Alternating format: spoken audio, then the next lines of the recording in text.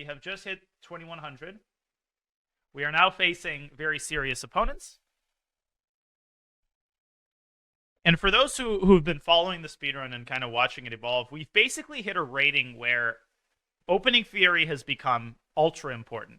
So what you'll see in the last couple of videos is that we spend a good amount of the time we have during the game and the time that we analyze actually focusing on the opening theory and trying to get it right. Because if you're at 2100 standard on chess.com, like at this point, you have to have a very well put together opening repertoire in which you basically know your main lines.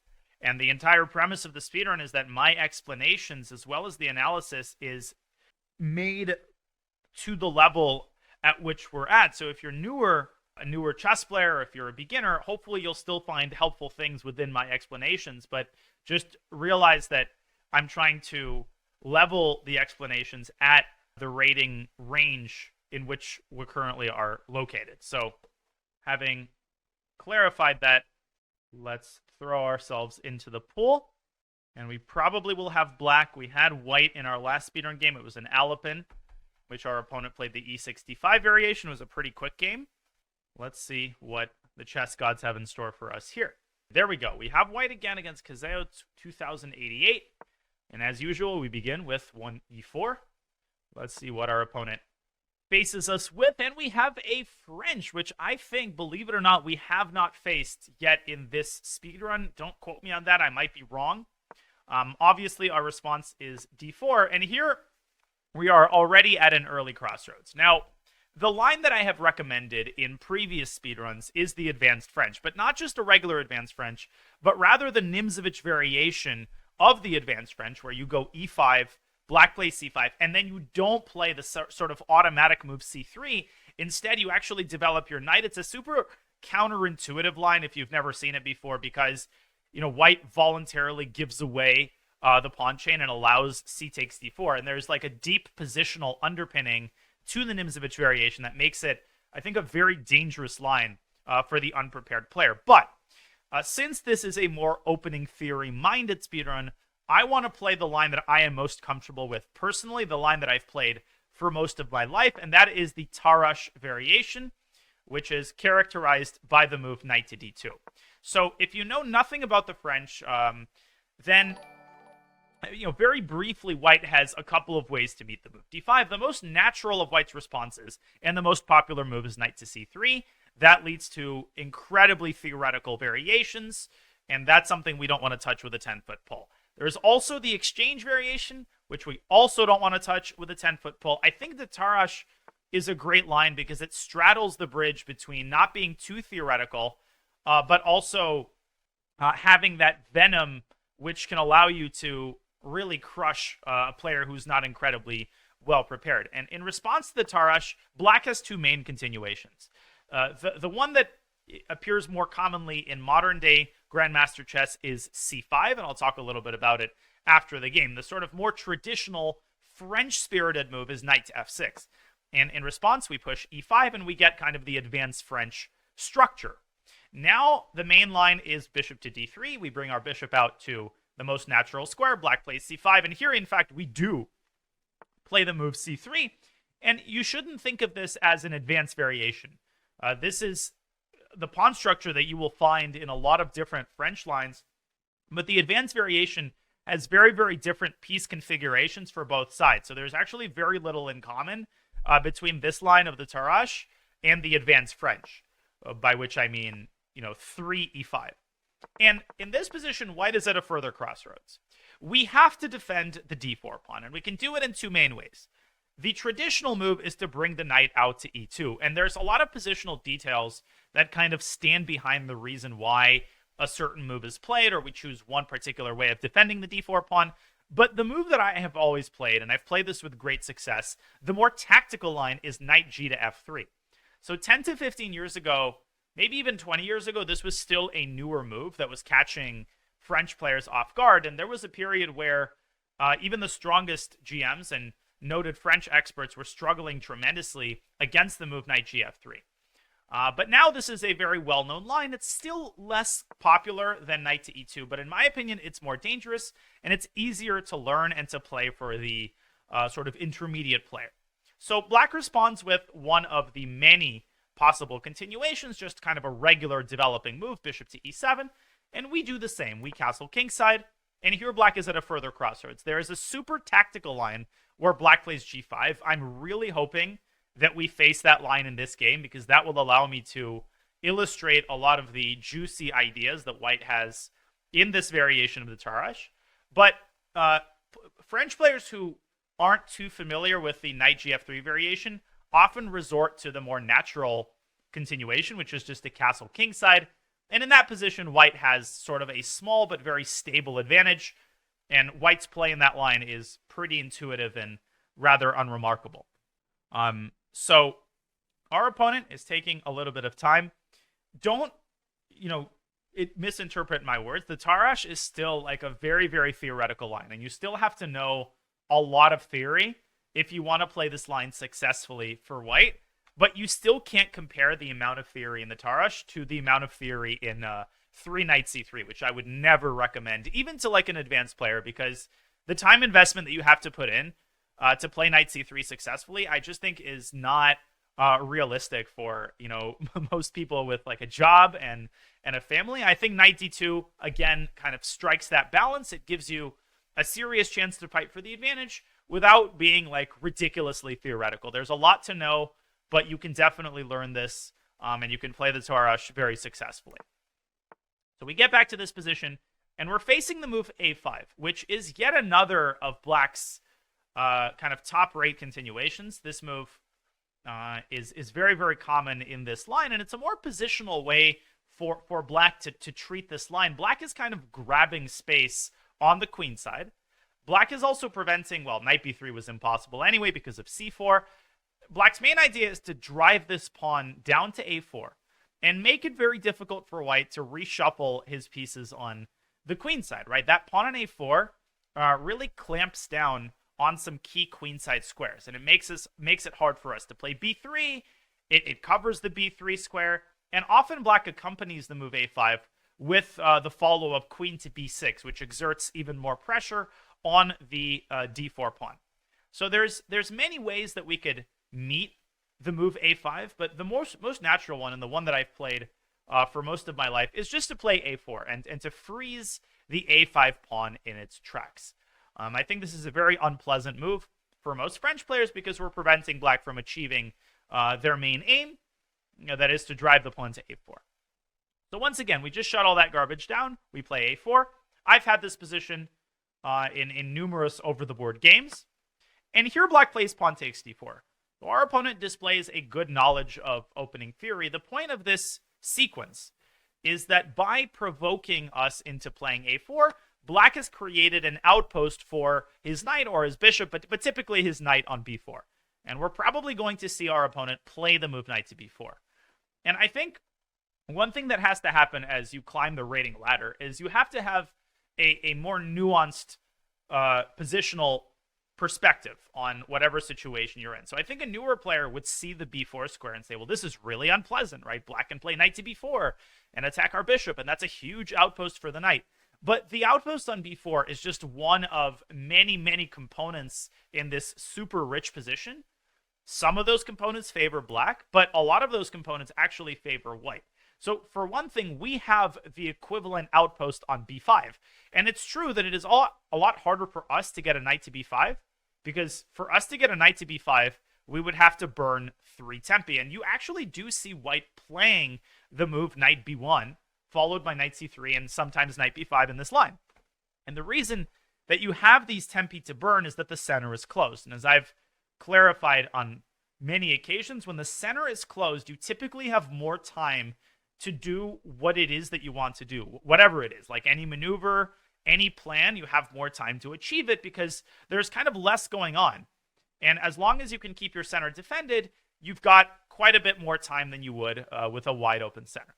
But I don't really want to play knight b1. I don't want to commit to a particular mode of play. I want to wait for black to put his cards on the table. And in these positions, white has quite a few moves that are non-committal, but that improve your position and that set ourselves up for success in the event that the center opens up.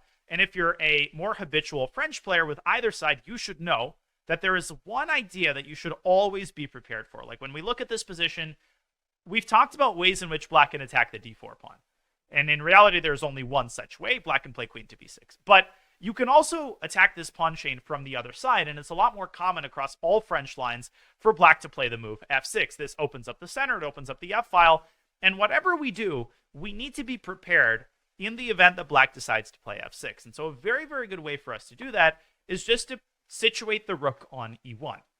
Might seem like a pointless move because we're putting the rook on a closed file, but in light of my explanation, you should begin to understand how it helps us prepare against f6. We're discouraging that move quite strongly because we take on f6, and not only does the rook then find itself on an open file, but the pawn on e6 is right in its crosshairs. And if after f6, e takes f6, black is forced to take back with the knight, then black weakens his grip on the e5 square, and we can use that juicy square as a big outpost for our knight. So black plays knight b4. Our opponent obviously does not resist the temptation and forces us to decide on a spot for our bishop. So there's a couple of ways that we could approach this. We could stick our bishop on the equivalent outpost on b5. But I don't like that move as much because I like to play this line in a very tactical attacking manner.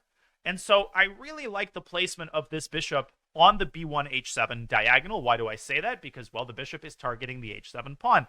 So there's Greek gift sacrifices that could happen. Once we bring more pieces to the king side, that bishop is going to be an invaluable asset as we transition our attention from the center to the king side. And so therefore, the move that I like is bishop back to b1. Nothing wrong with making a retreating move. The bishop is just as effective here as it was on d3. It's still aiming on h7. And one additional idea that this move makes possible for later is rook a1 to a3. We could actually lift the rook right under the knight's nose. Because in playing knight b4, black has cut his control over the a3 square. So in a future where, let's say, we move the knight away from f3, we could play rook a3 and quickly involve the rook into the attack. So if you're looking at this from the perspective of space, it may seem like black is doing fantastic. Again, like he's played knight b4 and he's pushed our bishop to the back rank. But that's why bishops exist. They're super long-range pieces. And I'm telling you, we're only a couple of moves away from being able to launch a mating attack. So unless black handles this very, very accurately, I feel like we are only a couple of moves away from smashing through on the king side, which could be hard to conceptualize, but hopefully the course of the game, if it goes in our favor, will allow me to demonstrate that. Okay, so our opponent continues to think. Our opponent has a couple of issues that they still have to solve. Obviously, there's this famous French bishop on c8, which still doesn't have a home. Most people here, I think, have the inclination to play b6 and try to deploy the bishop via a6. But even if black does all that, that bishop on a6 is still kind of out of the action. Okay, instead our opponent plays knight to b8, which is a regrouping that I've seen before. I guess our opponent is heading for c6 with the knight and probably wants to leave the d7 square open for the bishop. But this is where we start assembling our pieces, not into like full attacking position, but we basically assemble our pieces in the general vicinity of the king side. And as crazy as it may seem for me to say this, we're already preparing for a mating attack. So there's one particular maneuver that you have to know in order to play this position successfully. And most people in the chat are indicating this move, which is pretty impressive to me. And that is the move knight f1. If you play the Ruy Lopez, really if you're a 1e4 player, you should be familiar with this maneuver because it's virtually universal across a large amount of different openings. The Ruy Lopez is one of them. And this opening, the Tarrasch French, is another. It is incredibly common for white to maneuver the knight over to g3. Now, why do we do that? What exactly is the knight doing on g3? Well, the reasoning is pretty simple. First of all, we're kind of unclogging the pipes a little bit. The knight on d2 is in the way of essentially all of our pieces. It's in the way of the queen. It's in the way of the dark squared bishop. On g3, it's completely out of the way of the other minor pieces. But the knight can itself be used as a major attacking weapon. We can jump from g3 over to h5, and you can already see that certain sacrifices are starting to loom in the air, like knight takes g7 could be possible. If black plays g6 in response, we could stick the knight on f6, and sometimes that move is very strong, even if it sacrifices a pawn, because it gives us complete and total dark square domination. So already in this position, we have multiple ways that we can continue the attack. The rook a3 move that I had mentioned earlier is a viable candidate move. We could set that rook up in position so that when the knights move out of the way, it can jump into g3. But another very typical idea that you'll see in a lot of like French books and a lot of attacking manuals is the move h2, h4.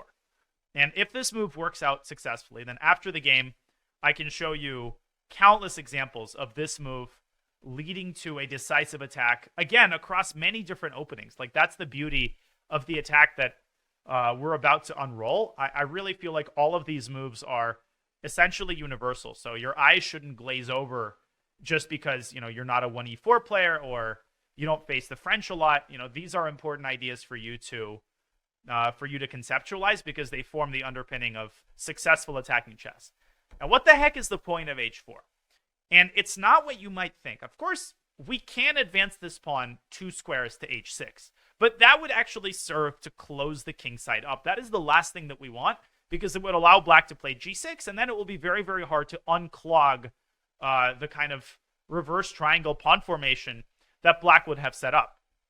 A much more common follow-up to h4 is, of course, knight f3 to g5. So we're creating a stronghold for the knight to jump to g5.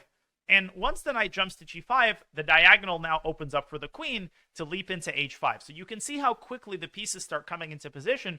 And there's often a point at which you have to sacrifice something. Like, for example, if we're allowed to play knight g5 and black responds with h6, as you should already understand, the point isn't then just to jump back to h3. It's often to leave the knight on g5 so that if black takes it with the h-pawn, the h-file opens up. So a great follow-up would be, for instance, queen d1 to h5, or even queen d1 to g4, targeting the g7 pawn and x-raying the king.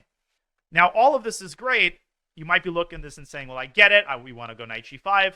But what happens if black takes the pawn on h4? And I will be honest, I haven't decided yet on a specific response to that move. But this is something I'll address in a little bit more depth after the game, assuming our opponent doesn't take that pawn.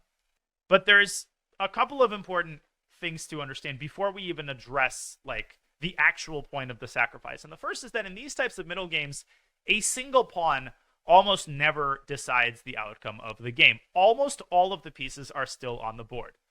And so sacking an h-pawn is not something that you should think of in the same category as a queen sacrifice or like a piece sacrifice, right? You should distinguish in your head pawn sacrifices from piece sacrifices. And I know that sounds very banal, but a lot of players, they lump that into the same category. Like, they think of h4 as a huge commitment, and if the attack doesn't work out, we lose.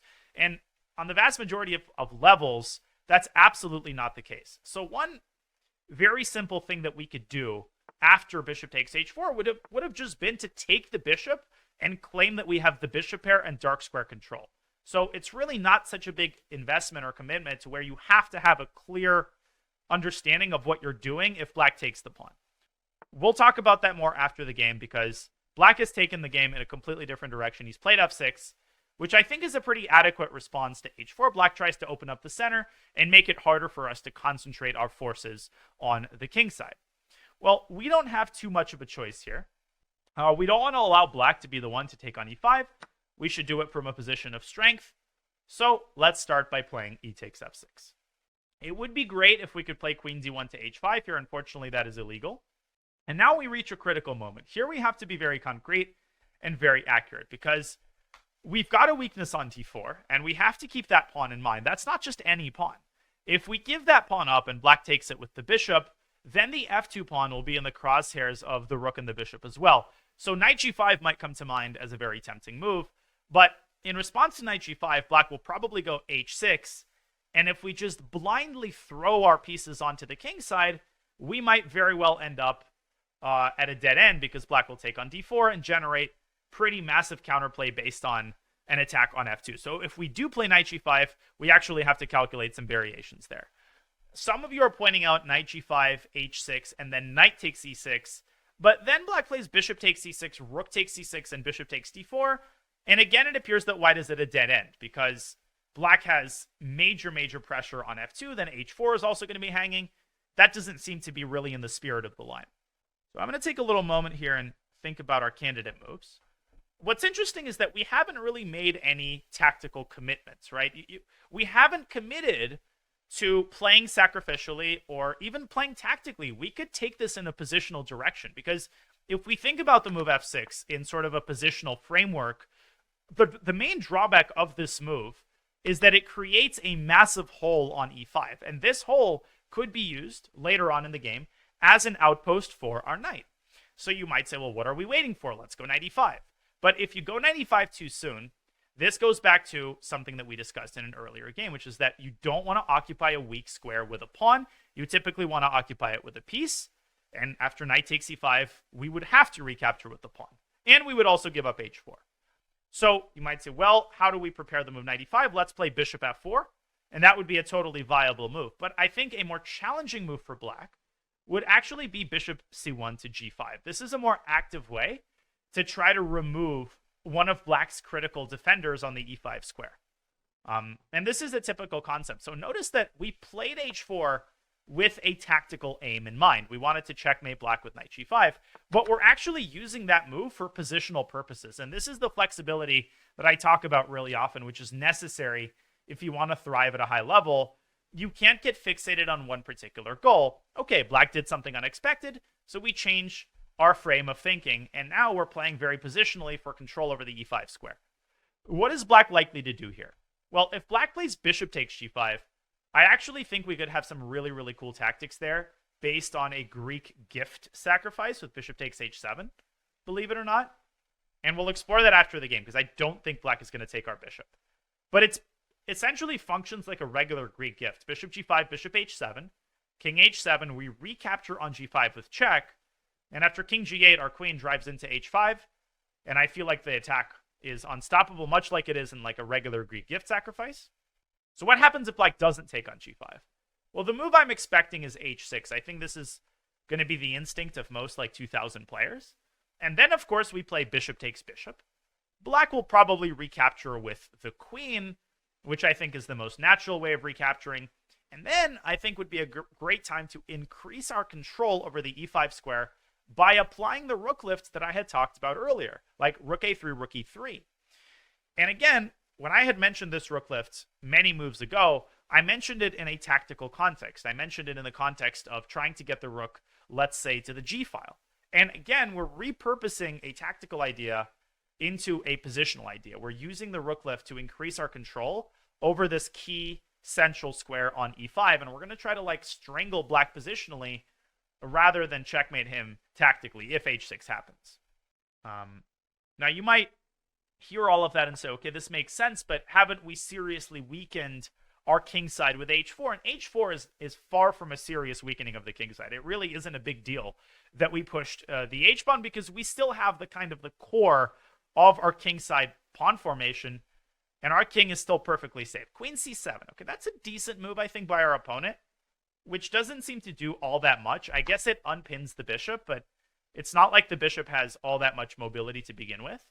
And I think there's no need for us to take on f6 and allow black's rook to jump into a pretty good square on f6. I think we should proceed with our plan as if black didn't do anything. And we already know what a great way to improve our position is. I think we should play rook a3. And we start playing this kind of general waiting game where both of us are trying to improve our position, and eventually things are going to clarify. Like something is going to happen very soon because the tension has reached a peak. But for the time being, we can just chill because everything is nicely defended. One annoying aspect of this position is that we can't put our queen on d3 or c2. That would be incredible. That would be sexy. That would be like the best battery of all time. So we have to give some credit to the placement of this knight on b4. It is restricting the mobility of our queen, but we can do without it. And our bishop is still an excellent piece because it's still creating constant headaches for black on the h7 square. So rook a3, lifting the rook up to e3. And you shouldn't think of that move as increasing the pressure on the pawn, because the pawn on e6 is actually pretty well defended by the bishop. So unless we attack it with a minor piece, that pawn is not going to be winnable. Instead, we're increasing our control over that stronghold on e5, and one day we hope to occupy that square with the knight. We don't know when that day will arrive. We don't know if that's ultimately going to be what wins us the game, but by doubling rooks on the e-file, we're actually making it very difficult for black to breathe. So already black is, I think, starting to run out of helpful moves. When that happens, usually people try to force things, so I'm expecting h6. And in response to h6, we probably will take the bishop on f6. Another thing that you should be aware of is that if we play bishop takes bishop, we should not be afraid of black taking back with the pawn. Because that fixes one problem, right, of the e5 square, but it creates like 50 others. If black plays g takes f6, the king is going to be wide open, and the pawn on h6 is going to be a sitting duck, and we can simply target it by playing queen to d2 in that position. And you should always remember the possibility of leaping into h5 with your knight, right? If black ever brings the king up to g7, that knight from g3 can jump into h5 and force the king right back to g8. Okay, so obviously, black plays rook e8, we play rook e3, and the kind of waiting game continues. This is where things are about to get very exciting. So, Limamu asks, what if black plays e5? I haven't calculated this move, but I'll bet you a silver dollar that e5 is never going to work in this position. How do I know that? Because black's position is so riddled with holes and so passive that opening up the center like that just isn't going to work. In response to e5, we can, for instance, take on f6. And after rook takes f6, pawn takes e5, we literally have more defenders on the e5 square than black as attacker. So it just loses a pawn. So you should, I mean, e5 is a legitimate idea in the French, but in this particular situation, we're so much better prepared for the center to be open that this isn't something that's even on my radar. Queen d6. So to our opponent's credit, he is sort of maintaining his composure, which means we need to turn the pressure dial up a little bit more. Now we can make moves belonging to two categories here. We can continue playing like general Russian schoolboy moves, and that would involve, queen to d2. Or even a move like b3, you'll sometimes see GMs play to shore up the a4 pawn, kind of pass the ball back to black. But I feel personally that the time has come for us to take more concrete, more decisive action, because we've essentially improved our position to the maximum. And there is one move, there is one asset that we haven't exploited yet, which is, of course, the knight jump to h5. And this is what we just talked about. I think this would be a great opportunity for us to throw that move in. Why are we playing knight h5 here? Because you might look at this and say, well, I don't see what this threatens. Well, this doesn't threaten anything tactical. We're not threatening to win a piece. But what we are threatening to do is completely ruin black's pawn cover by taking this bishop and forcing black to take back with a pawn. In particular, this is bad for black because then the bishop can also jump into h6, and the dark squares around black's king are going to be completely indefensible. So that's like an unthinkable option for black. We're essentially forcing black to take on g5. And we already know that this trade, particularly in that version, is super favorable for us. A, because the e5 square will then be under our complete control. And B, because tactically, after bishop takes g5, we could consider either a Greek gift sacrifice on h7, which honestly is a little bit less appealing to me because the h5 square is occupied by the knight, or in that situation, we could have just recaptured with the pawn and then stuck a knight on e5. King h8. Our opponent calls our bluff, isn't afraid of knight takes f6, and actually prepares for that eventuality by opening up the g8 square for the rook. So he's sort of preemptively tucking the king away so that knight takes f6 comes with a little bit less force, which means that we should kind of consider changing our plans. I no longer think knight takes f6 is the best way to squeeze the most out of the position, because after gf, it's actually not clear who that transformation favors, because once black puts a rook on g8, guess what? Like, our king isn't the safest piece either, and black could generate some counterplay. So now I think would be a good time to ask ourselves, like, do we want to do something tactical? Do we want to try to checkmate black on the king side, or do we want to continue improving our position? Let me think about this for just a second, because this is an important moment. I have an idea that I think is a good move, but I have to double check. Yeah, I'm pretty sure that the move I have in mind actually might win the game. So remember that I mentioned earlier that when we have a weak square, we don't want to occupy it with a pawn. Well, there's an asterisk and a caveat to that, right? Because everything I say of that form is not a rule, right? It's a general guideline, and the situation on the board could change your approach to that guideline. I think that the best move here and the best way to squeeze the most out of the position is, in fact, to play knight to e5. Now, this is based on both a positional and tactical observation. Tactically, it's easy to observe that if black takes with the knight, yeah, we take back with the pawn, but this is a fork. This forks the queen and bishop and wins a minor piece. But what about bishop takes e5? Well, in that case, we take back with the pawn. And I didn't calculate any further than that. I calculated up to that position, and I concluded that the presence of two minor pieces on perfect attacking positions, the possibility of us completing our rook lift to g3, and the ease with which we can involve our queen in the attack basically means that black's situation on the king side is going to be completely hopeless. And I already see like 2 or 3 different types of sacrifices that just end the game straight away. So for instance, after bishop e5 de, let's say black drops the queen back to c7, a very easy sacrifice would be knight takes g7, replacing the knight with the queen. And that's a position which should kind of intuitively be clear to you. And it doesn't even have to be clear to you because we're going to reach it in the game. Our opponent is kind of so focused on winning the battle of the e5 square that I think he's kind of missed the forest for the trees. Right now he thinks, okay, finally I can breathe a sigh of relief. The rooks are kind of pointlessly located on the e-file. And now it's, I think, dawning on him that we once again switch our attention from the center to the king side. And we again switch from positional thinking to direct tactical thinking, to checkmate mode. And we're only 22 moves in. It feels like we've been playing forever, but we've barely exited the opening. Queen to c5, and now it's time for us to think concretely, to calculate, and try to find the fastest path to checkmate. So the simplest pattern here is, I think, to play knight takes g7. The idea is twofold. First of all, we're shattering the pawn protection of black's king, which will make it easier to deliver checkmate. But second of all, we're forcibly removing the knight from h5 so that the queen can take the knight's place. And queen h5 in that resulting position just looks absolutely crushing. I really think that we don't need to calculate that line any further. If that's not crushing, then I quit chess. Like, that has to be crushing. Maybe we have a nicer checkmate. Maybe there is a more precise way to win the game. But in the context of a rapid game, you shouldn't get bogged down with trying to find the perfect solution. Once you see something that looks really, really juicy and relatively non-committal, because we're only sacking a minor piece, right? This isn't like a queen sack. You can safely go for it. So, no, I'm like literally 100 million% sure that this is unstoppable checkmate. Black has to take the knight, otherwise we play queen h5 anyway, and this is resignable. So the attack essentially ends before it begins. Okay. Now, I know that there were a lot of concepts in this game that I touched on either briefly or superficially. And that's because, we've never faced the French before and I've never played the Tarish before, which is why I couldn't talk about everything, but hopefully the general course of the game made sense to you and the reasoning behind almost every move. The king is in shambles, and it's instructive to see how all of black's pieces are kind of stuck in no man's land. Like, the b4 square was once significant, but now is completely pointless. Like, nothing's happening on the queen side. And of course, now we should take a moment and realize that bishop f6 check, I think, would be a very serious inaccuracy and a move that would appeal to a lot of beginners.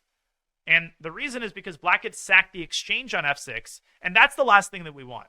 The last thing we want is a situation in which we're suddenly out of attackers and black's king is close to escaping via the center. And in general, when you're trying to checkmate the king on one side of the board, you should keep one eye open for the king's possible escape routes, because a lot of attacks have been refuted or put to death by the king just suddenly escaping toward the center.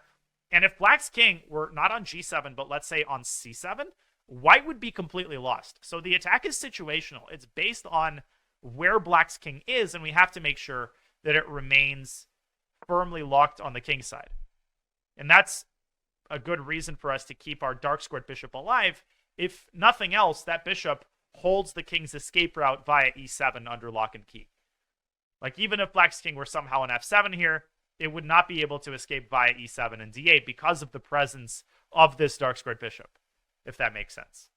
So the game is over. I mean, we have a lot more than we even need on the king side. But let's try to be precise, because our opponent is defending well. Knight c2. Okay, so a couple of things to understand here. I think that there are a million ways for us to win the game, ranging from really simple moves like even like rook e1 to c1. I think would be a good example of a banal move that wins the game because it adds a second attacker and opens up a second front on the queen side. But here I would try to be a little bit more forcing in view of our time pressure. And here I would actually start calculating variations. So bishop f6 check comes to mind, and I think is a much better version here than it was on the previous move. Here's how that goes. After bishop f6 check, black has to take. Then we play e takes f6 check. And in that resulting position, black has a choice. Either he can take the pawn or he can duck away to h8. If he takes the pawn on f6, we have checkmate in two moves. We can slide the queen over to g5, king drops back to f7, and then rook f3 is literally checkmate. If, after bishop f6, rook takes f6, ef6, the king ducks back to h8, I think in that position, we have a very simple move, which, rather than getting too fixated on the checkmate, just wins a bunch of material. Does anybody see what move I'm referring to? And we're actually going to reach this position, assuming our opponent doesn't take on f6. And this is another very instructive concept within the general realm of attacking chess, which is not to get too transfixed on ending the attack with checkmate. Right? This is a huge, huge reason why a lot of attacks fail is you fall in love with the prospect of delivering checkmate, and you don't realize that one way of concluding a successful attack is just to like win a bunch of material. I've talked about this a lot in like other videos and other speedrun games, and this is a great example of that, right? It's very easy here. You have 2 minutes, less than 2 minutes. You start calculating, you're like f7, maybe a queen sack on h7.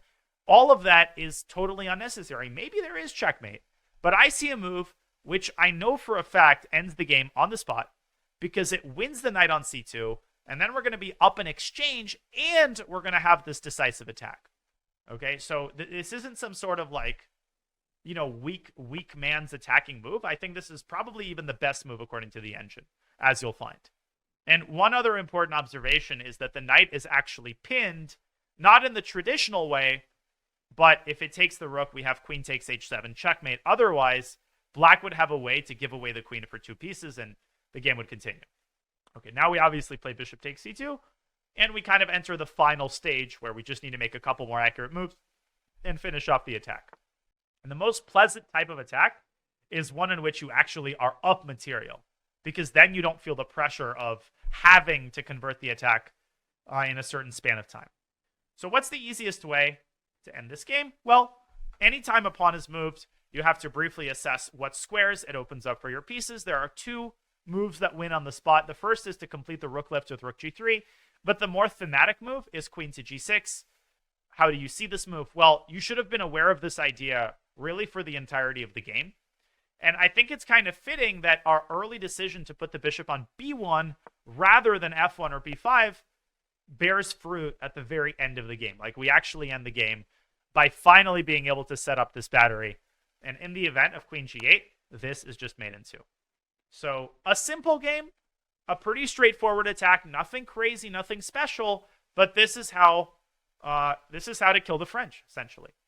So I will not be able to talk about like even 1/100th of the theory of this variation and B about like all of the key ideas in this structure, because this is a very complicated structure.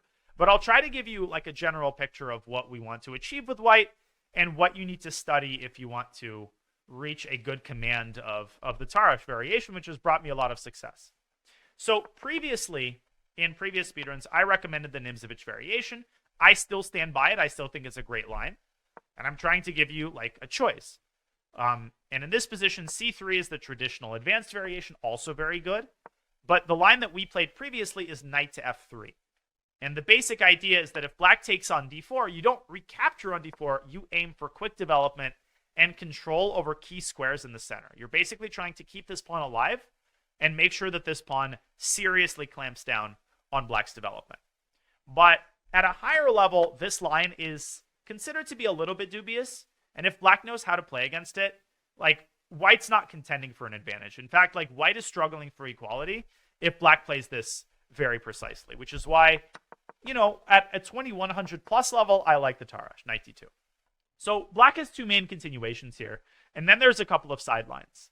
The main continuations, the ones that you'll encounter by far the most often, are knight f6 and then the immediate central strike c5. And in response to c5, I can direct you to Wesley So's chessable course, 1e4, where I think he has some of the best analysis of this variation that you'll find anywhere. So if you really want to go deep and learn the Tarrasch, you should go to Wesley's chessable course. Now, as a caveat, Wesley, I'm pretty sure, recommends the more traditional knight e2 variation, which is a great line, but this is more positional, whereas I prefer to play more tactically. So you can kind of pick and choose from Wesley's course.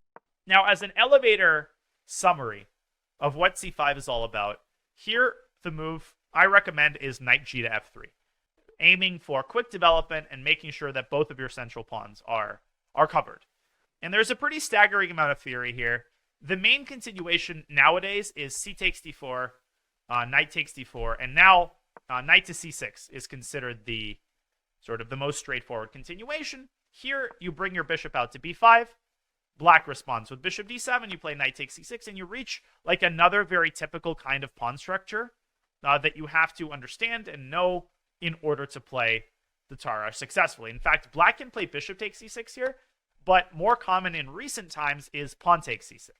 I faced this pretty recently in one of my last tournaments. The bishop drops back to d3, and I feel like this position is just much easier to play for white, especially if you're like a newer to intermediate player than it is for black. We will skip the analysis of this line and kind of leave it to the next time that we face the French. In this analysis, I would like to focus on knight f6 because there's more than enough to talk about here. The sidelines, by the way, are d takes e4, which is the Rubinstein variation. And this is a line that is favored by a couple of French experts, including Georg Meyer, the German GM, who's basically played this for his whole life. This is nothing to be afraid of. Again, black can fight for equality here with like super, super accurate play. But for newer players, white's position is just much, much easier to play. And this is not something that is going to stop you from playing the Tarrasch successfully. And then there's like a couple of third-rate lines, like knight to c6. I think this is called the Guimard line. White responds with knight f3. And this line can get very tactical as well. And then at some point, bishop e7 was really popular as well. But most likely, if black plays bishop e7 and you respond with knight to f3, this line is likely to transpose into a version, actually into the game continuation. Like after knight f6, you play e5, then you play bishop d3, and we literally have the exact position from the game. So black can start with bishop e7. The only main deviation is that black can go c5 in this position, which leads to a fundamentally different variation. Here you have to study some theory after pawn takes c5. So remember that, yes, there is a lot to know, but all of these positions are very difficult to play for black. And if black plays the French, he also has to know a ton. And in almost any situation where both sides are on their own, this is my central contention. I think it's much easier to play with white if you're acquainted with, basic ideas and basic structures than it is to play black in most of these Tarrasch variations. All right, so hopefully I haven't lost you yet. Let's go with knight f6, knight fd7, bishop d3. These moves are basically automatic. There is a sideline here where black plays b6. Again, it's nothing to write home about. For the purposes of this analysis, we'll stick to knight c6, knight gf3. So a couple of words about traditional ways of playing this for black. The most important line that you should absolutely know if you want to play this successfully with white is the move queen to b6. So queen b6 is the old main line. It is, I think, the most testing continuation at sort of an intermediate level. And the reason for that is that white should be okay with a pawn sacrifice here. And this is part of the appeal of playing the knight f3 variation to me. But this is why more positional players like to go knight e2 here, because if black plays queen b6 in this position, who can tell me what additional resource white has that allows us to protect the d4 pawn and avoid sacrificing it? Who can spot the difference? Yeah, so in this position, we have knight f3, and now we have enough defenders on this pawn. We have 3 defenders and 3 attackers. But in this version, if we put the other knight on f3, we can't go knight b3 because we get forked. So technically, you can defend the pawn with queen to a4, but it should make sense to you that like this is not in the spirit of the variation. The queen is super awkward on this square. It's not doing anything. And this is just not how you want to play this line. Now you might say, well, what's the big problem? Why can't we just take on c5? And, you know, if you're familiar with basic positional concepts, it should make sense that breaking up your pawn chain like that is, from a strategic standpoint, very much undesirable. And what can happen is that you end up losing the e5 pawn without a lot of compensation. So there is a line here where white plays queen e2, the only way to defend these two pawns, and black drops the queen back to c7, and it's already very, very difficult for white to protect this pawn. In fact, the only move here that allows white to keep this pawn under control is knight to b3, counterattacking the bishop. Black drops the bishop back, and white brings the bishop to f4. But here black has a very, very nasty resource that is based on the undefended nature of this bishop, and that is the move f6, very common idea in the French. And you might get excited by the look of e takes f6, but unfortunately this sacrifice is unsound. As tempting as it looks, after king f8, black is simply winning. And the reason black is winning is because white has no pieces in the attack. This square is covered by the knight. d6 is covered by the queen. White has no follow-up to the attack, literally. There's just nothing. fg7, king g7. Black is like one step away from consolidating, and white can essentially resign. So here, white can play in a more resilient manner, but you have to be ready to lose the e5 pawn, and that's essentially no fun. So that's the reason why you have to be okay with sacking the pawn, and the way to do that is by castling kingside. So after queen b6, the main move is to castle kingside. Black, of course, takes the pawn in the vast majority of cases. Blah, blah, blah, blah. Takes, takes, takes, takes. Now, the knight from d2 jumps into the game with knight to f3. Hits the queen, protects the pawn. The queen moves back to b6. This is the main line. Now, the modern engines have come up with a really nice way of playing this line with white. So, traditionally, the main move was queen to a4, trying to exert some pressure on this knight. But recently, Stockfish came up with, I think, a much cooler idea, which is to play a3. And the idea of a3 is quite simple. Let's say the black develops his bishop with bishop to e7. First of all, a3 discourages black from developing the bishop to c5 because this runs right into b4. So typically, black develops the bishop to e7 in the French. And now the point is that white has the move bishop to e3. This is an important idea to understand. Now, what happens if black plays queen takes b2? Who can tell me? Why is the move a3 necessary? This is like my analysis from pretty recently, so you'll get an inside perspective of, you know, what I myself play against the French. Hopefully you'll like these ideas.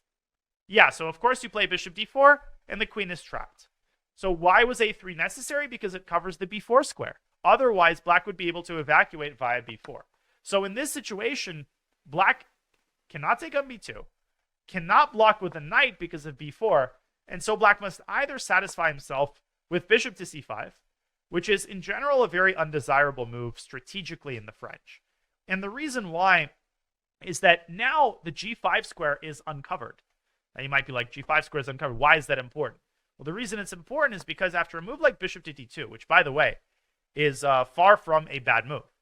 Let me just pull up my file just a moment. What can you notice in the event the black castles kingside? Well, with the g5 square uncovered, the Greek gift sacrifice is now possible.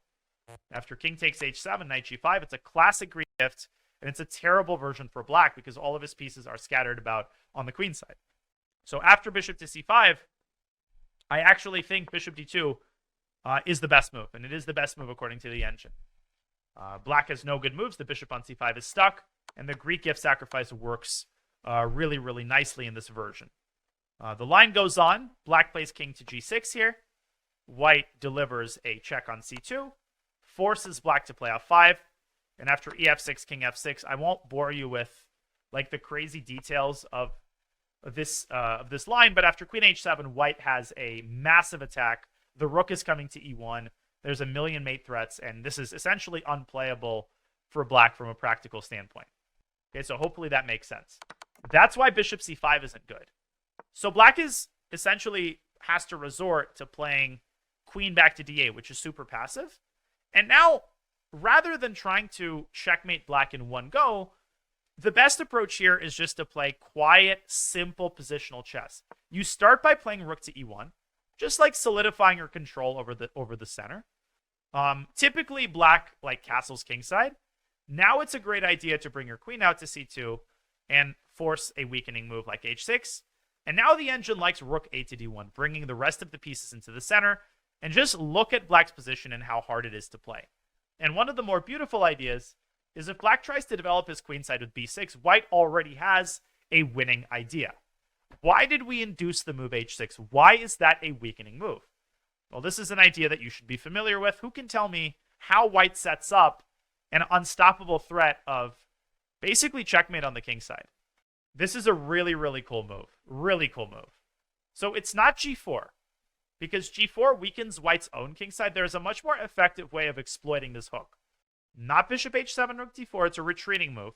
Yeah, so like the move you want to play is bishop h6. But if you play it too quickly, you don't have a follow-up. So how do we ensure that there's a follow-up? Yeah, queen c1. Best move is queen c1, because you're also keeping an eye on the c file. And if black plays, let's say, bishop b7, then this move already works like a charm. Definitely something to file away into your like mental directory of tactical ideas. Like this position is already over. Black has to try f5, and en passant, black has to take with a knight. And here I think the fastest engine checkmate is to bring the rook up to e5 and then over to g5. And again, notice that if black tries to escape, he gets checkmated in one move on g6. So after queen c1, black can essentially resign. Bishop h6 is completely unstoppable. The line I analyzed was knight c5. And even here, you can play bishop takes h6. You actually don't need the light squared bishop, which is kind of cool. It shows you like how abundant white's tactical ideas are. You don't need your light squared bishop, because here, this is plenty sufficient. And one really, really pretty idea is, let's say, bishop to d7. The best way to win is to go knight g5 and then rook g3, and rook takes g5 is unstoppable. If black plays f6, there's a check, and there's a mate on h3. So just one of many, many lines that show you the tactical potential in white's position in this line. So this is partially why I recommend the Tarrasch, because it really helps you develop your tactical abilities. So after queen b6, the new move is a3. And I really think a3 poses major, major problems for black in this line. Of course, knight c5 is never scary, because you can just drop the bishop back to c2, and then your knight can come out to g5, your queen to h5. This is even worse for black. And the knight can be always chased away with the move b4. Sometimes French players like to go like this. They go knight c5 and a5. But here, knight to g5 strikes at the exposed king side. And if h6, just watch how quickly the attack turns decisive. You go queen h5, and if black plays g6, the move should be totally automatic to you. Bishop takes g6 is like all completely automatic.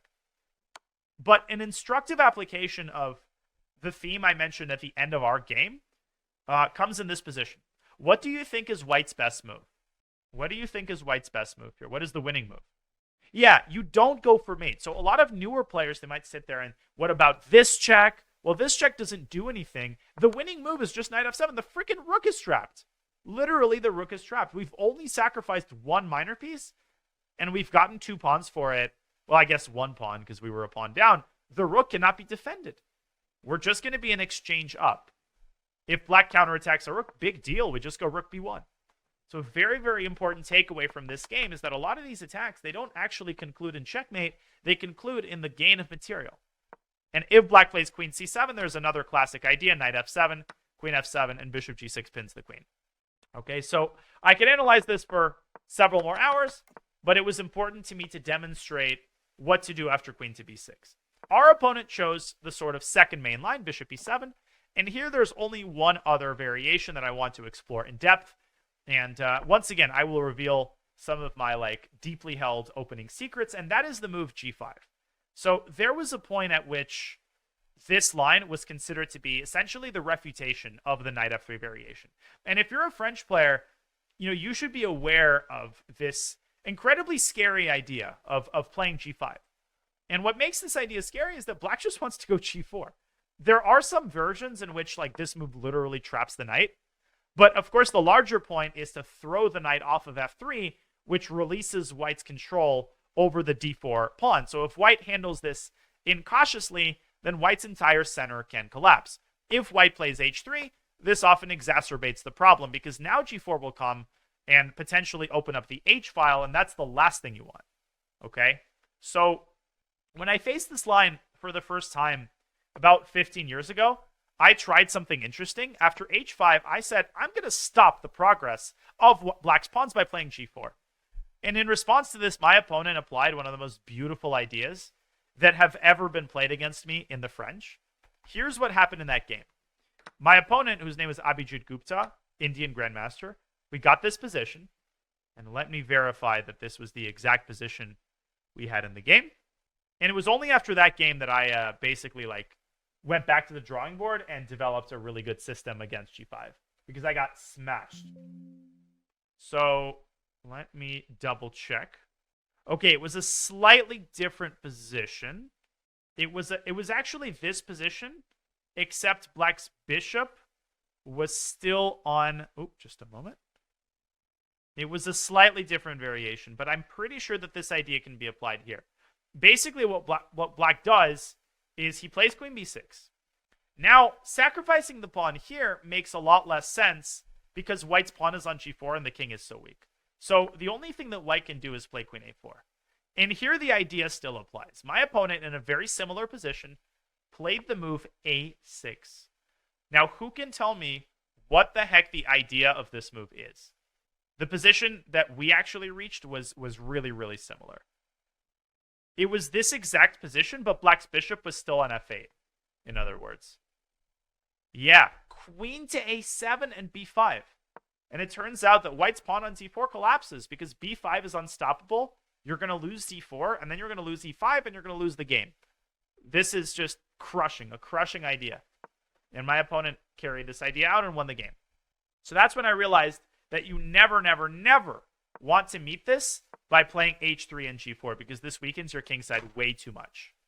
So instead, I came back and I developed an idea that I still think is very strong, and that is the move queen to e2, which is actually, I think, a brilliant idea.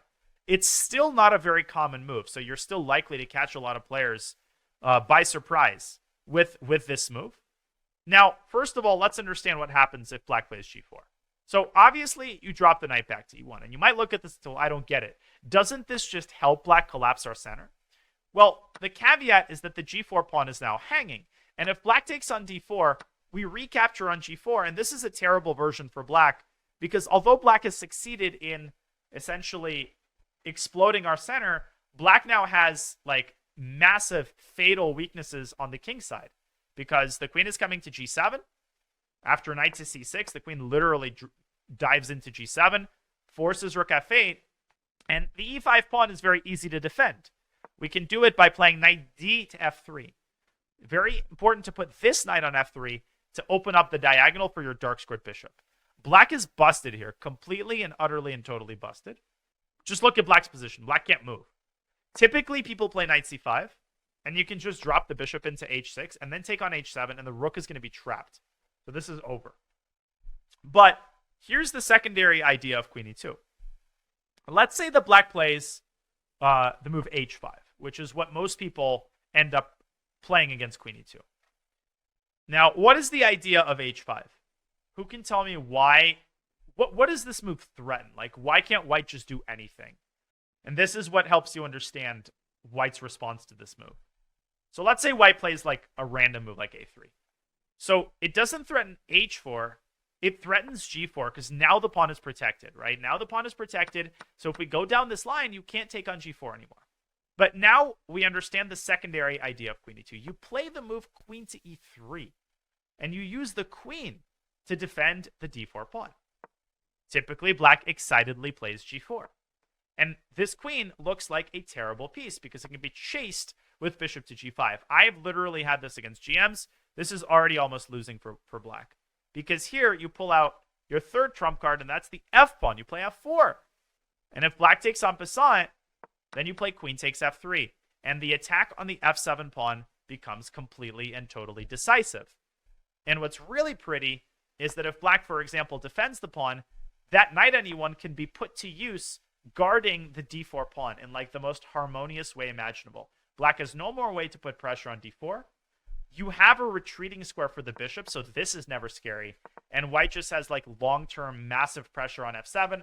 Black's position is super cramped, etc., etc. So if black plays queen to b6, once again, you can drive the knight up to c2. And now black no longer has bishop g5. And the plan here is just to, push the f-pawn all the way up to f5 and break down black's pawn chain and checkmate black on the king side. So this is my prep in a nutshell. This will win you a lot of games, so you're welcome. Now, mostly this is directed at higher rated players, like 2,000 plus. So if you're a newer player and you're watching this, please don't be annoyed. Like, just try to extract the general takeaways from these ideas. The last thing I'll say is that after queen e2, if black plays queen to b6, then you can already take on c5. And the difference between this version of DC and the version that I discouraged you from playing earlier, like for instance, in the early version of queen b6, the pawn on e5 lacks sufficient defenders. And it's very important when you're particularly at a higher rated level to discern differences between one version of events and another. If we compare that to the version here, the pawn on e5 is now much better defended. So the move bishop takes e5, it no longer comes with tempo. And what can we use this tempo to do? Well, we can use this tempo to drive the b pawn all the way up to b5, force the knight off of c6, and in that way, we can force black to relinquish any remaining pressure on the e5 pawn. And black's position is completely in shambles. Like, this is just awful for black. Knight a5, we can go knight b3, open up the bishop, and black is collapsing on all sides here. So that's g5 in a nutshell. Let's transition to our opponent's move, which is a5. So a5, you can do your own research here. I think a4 is a very simple move that you can play largely without too much preparation. And so that's the reason why I played it. Okay, so our opponent follows up with c takes d4. Once again, if black plays queen to b6 here, then again, we can already play the move dc, and we have sufficient resources with which we can defend the e5 pawn. I had this over the board once, and I won that game pretty convincingly. You play bishop c2. And if black returns to d7, big frickin' deal. You can just go rook e1, and you have just enough defenders to make sure that this pawn is safely protected. Now, let's see who paid attention to the game continuation. Let's say that in this position, black castles kingside. Well, a great move in this position would be the exact move that we played in the game. The exact maneuver. We could go knight f1 and knight g3. Or we could play this more positionally, and we could pay a visit to the d4 square, which is now a really nice outpost for white's knights. White is better on both sides of the board. You have b5, you have the diagonal, you have attacking chances. This is a terrible version for black. And so cd is like the more natural way to continue here. Hopefully everything is making sense. Knight b4. Now I'm checking reference, and I see that this position occurred over 150 times. And there was a famous game. Oh, crap. I actually think I had it. Yeah, I had a very similar position against Rosenthalis. But the highest rated game in this position was Adams against Caruana from 2009. So Mickey Adams had this with white against Fabi in 2009, and Adams won. And interestingly, Adams actually played this a lot more positionally. Caruana played knight b4. Caruana played the immediate knight to b4. And in response to this move, Adams actually did play bishop to b5, and he played a brilliant positional game, which you can look up on your own. But according to the engine, instead of bishop to b5, bishop to b1 is a completely viable positional alternative. But there's a really interesting subtlety. And based on this subtlety, I actually think that castling kingside is a big mistake for black. This is pretty mind-expanding stuff. Here's the difference.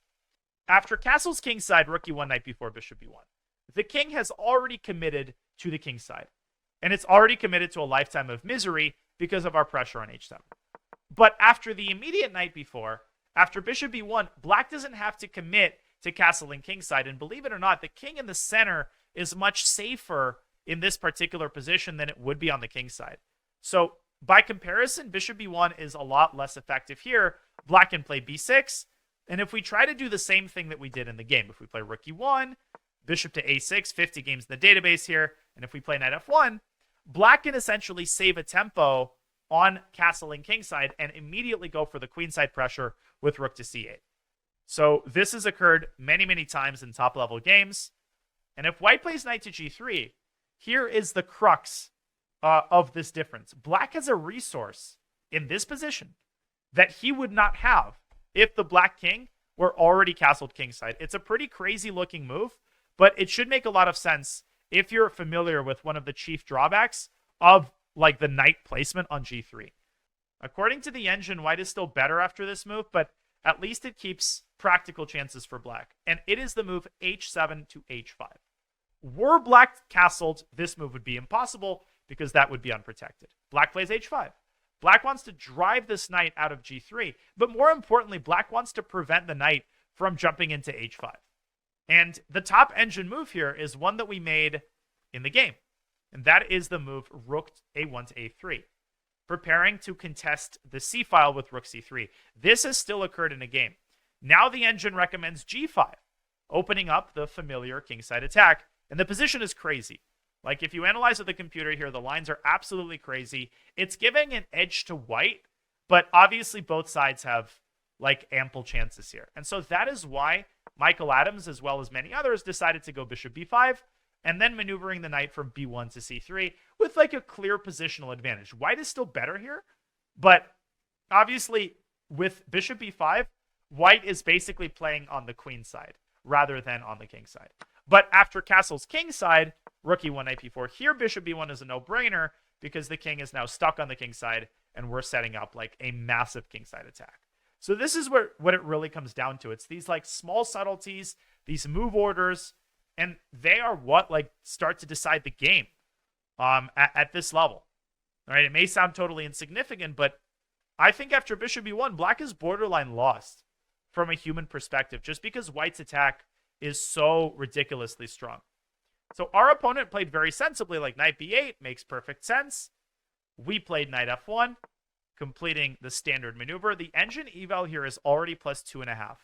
Just because black has no play on the queen side, whereas we are completely in position for a decisive kingside attack.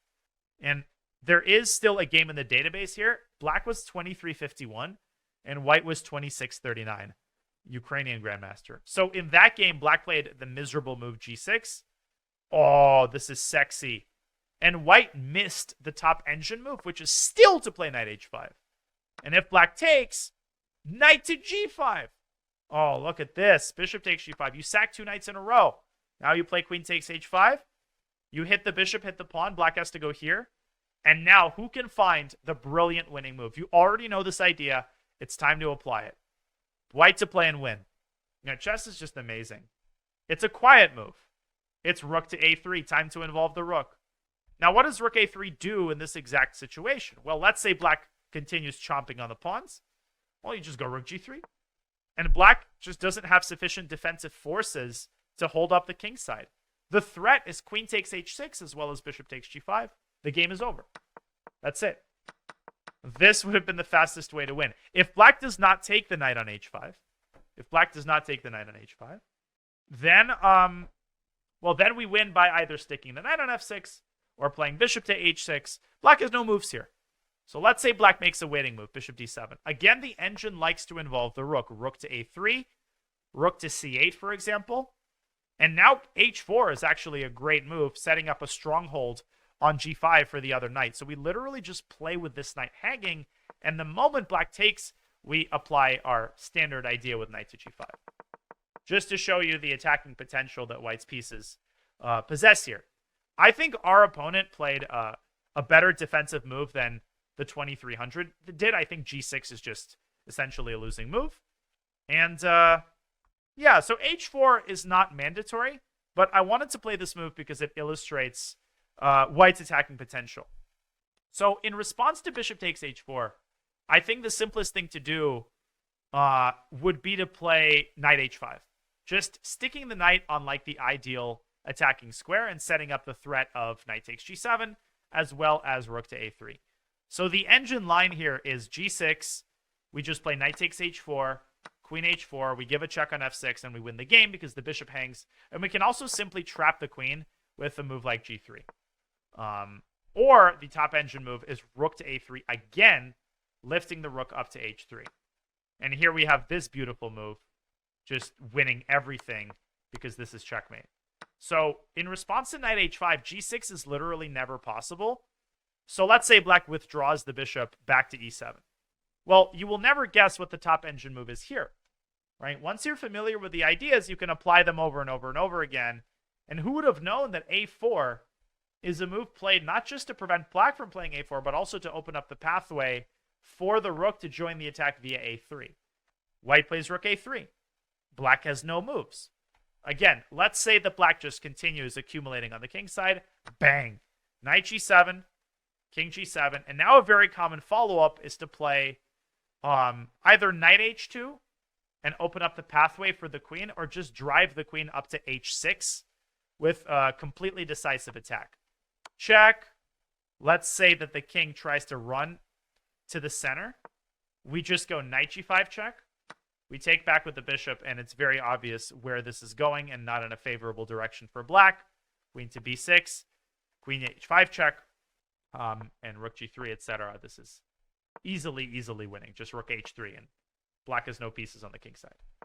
So one of the sub-themes of this game is, like, not all attacks are the same. And when you hear the word attack, you often associate it with, like, a lightning series of moves where every move has to be a sacrifice.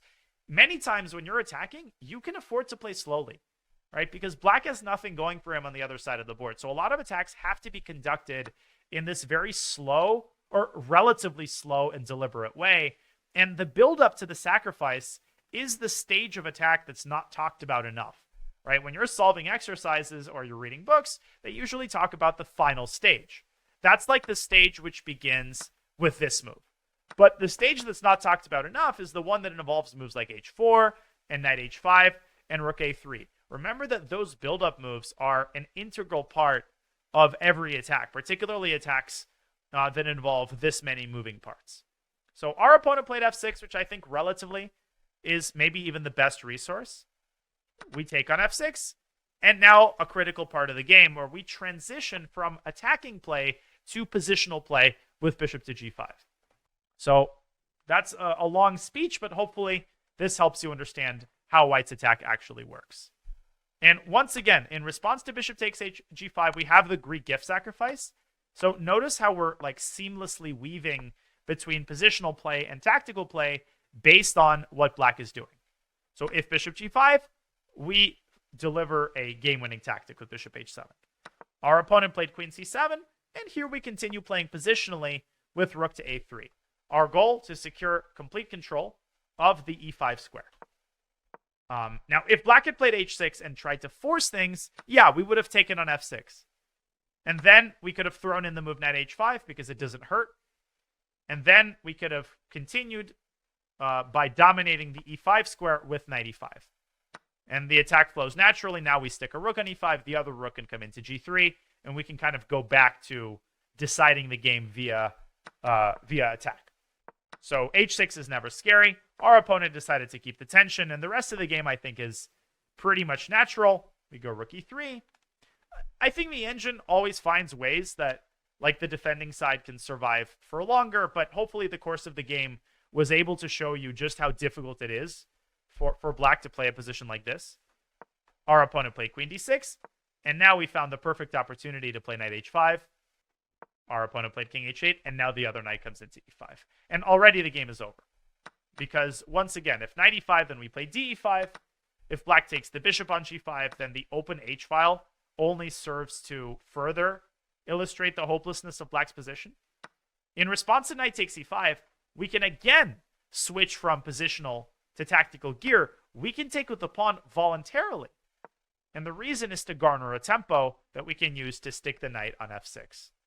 And just look at this. gf6, simply ef6, pre-moving queen h5, and the game is over. Just look at Black's pathetic king. Rook f7, queen h5, rook f8, g6 is, I think, a simple way to end the game.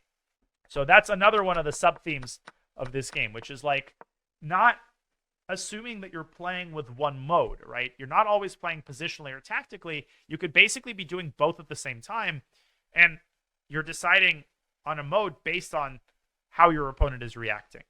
But here we're harnessing both our positional advantages, like i.e. our control over the key central square, as well as our preponderance of pieces on the king side. And this kind of play is, incredibly, incredibly powerful.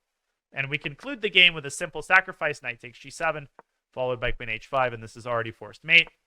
According to the engine, the fastest mate would have been queen h6 check, and now bishop f6, but who cares? Like, this technically is the engine way to mate, but I think we found a completely satisfactory way to win the game. There was no doubt about the result. But according to the engine, queen h6 check and bishop f6 is fastest because here rook g3 is mate. And if black gives away the rook, then we play ef. I calculated to this position and forgot that we have a check on g3, followed by rook g7, and this is just mate on the spot. So this would be the fastest way to win the game, but we threw in the immediate check. And the only important line here was to understand that king takes f6 gets checkmated with queen to g5. Again, notice the power of the pawn on h4, followed by rook to f3.